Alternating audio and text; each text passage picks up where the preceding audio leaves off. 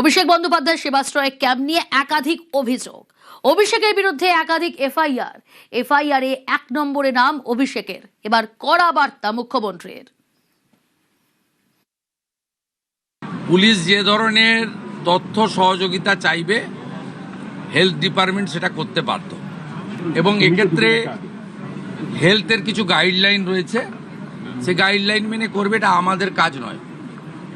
Investigation police করছে, আর প্রধান সচিবকে আমি সামনে বলে যাচ্ছি, 2 মন্ত্রীর সামনে, যে ধরনের তথ্য তারা চাইবে কেউ লোকাবে না, সমস্ত তথ্য প্রপারলি ফটোকপি তাদের দিয়ে দেবে।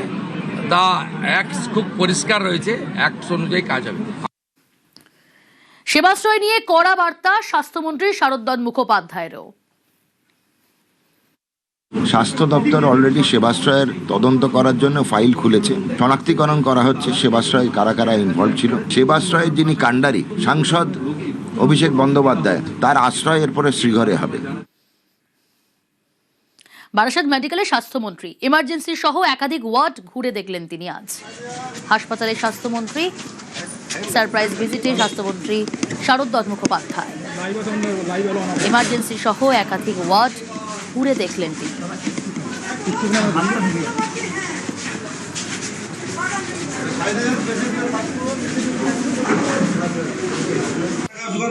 বারাসাত মেডিকেলের স্বাস্থ্যমন্ত্রী ইমার্জেন্সি সহ একাধিক ওয়ার্ড ঘুরে দেখলেন। ইমার্জেন্সি সহ একাধিক ওয়ার্ড যখন ঘুরছেন, পাশাপাশি তিনি দেখছেন যে বিভিন্ন ওয়ার্ড অপরিষ্কার, সেই সমস্ত বিষয় খতিয়ে দেখলেন এবং কথা বললেন সেখানকার কর্মীদের সঙ্গে, আধিকারিকদের সঙ্গে। বারাসাত মেডিকেলের স্বাস্থ্যমন্ত্রী শারদ মুখোপাধ্যায়। উল্টো দিকে গিয়ে ফ্ল্যাশ মেরে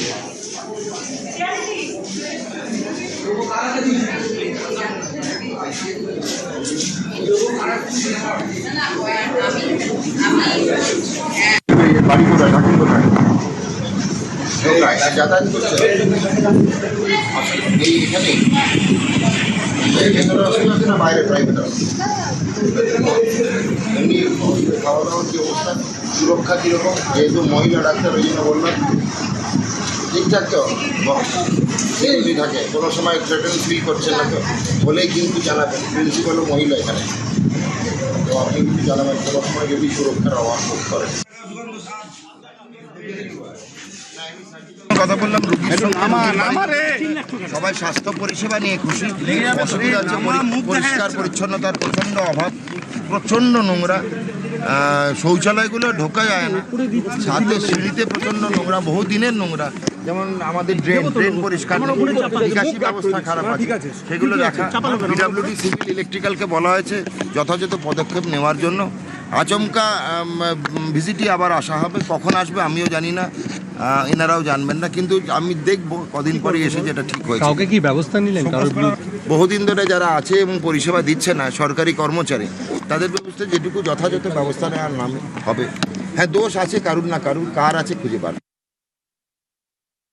যে সেবাশ্রয়ে কারা ইনভলভ ছিল, কোন ডাক্তাররা সেবাশ্রয়ে ইনভলভ ছিল, কোন কেষ্টবিষ্টুরা সেবাশ্রয়ে সাংসদ অভিষেক বন্দ্যোপাধ্যায়ের এই নাটকে ইনভলভ ছিল। দিন, আমি সংবাদ মাধ্যমের কাছে চাই প্রত্যেকটা আর্কাইভাল ভিডিও, ডাক্তাররা কারা ছিল, ছবি, প্রিন্ট মিডিয়ার কাছে চাই খবর, তদন্তে সহযোগিতা করুন। কই সাংবাদিকরা আসছে না, এবার তো সাংবাদিকের বিরুদ্ধে সাংবাদিকতায় শারদ মুখার্জি নামছে। রোগী পরিষেবার ক্ষেত্রে কিন্তু সেইভাবে কোনো গাফিলতি উনি পাননি, অনেকের সঙ্গেই কথা বলেছেন।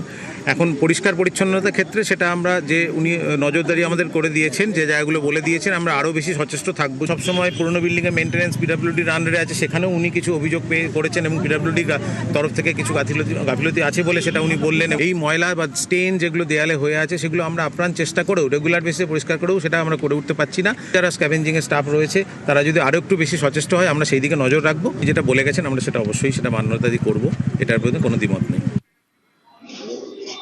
হাসপাতালে বিড়াল ঘুরে বেড়াচ্ছে, সেই ছবিও দেখলেন স্বাস্থ্যমন্ত্রী শারদ মুখোপাধ্যায়। আমাদের যেখানে যেখানে ফাঁক আছে বিড়াল পরিষেবা নিয়ে আমরা কলকাতা কর্পোরেশনের সঙ্গে কথা বলেছি।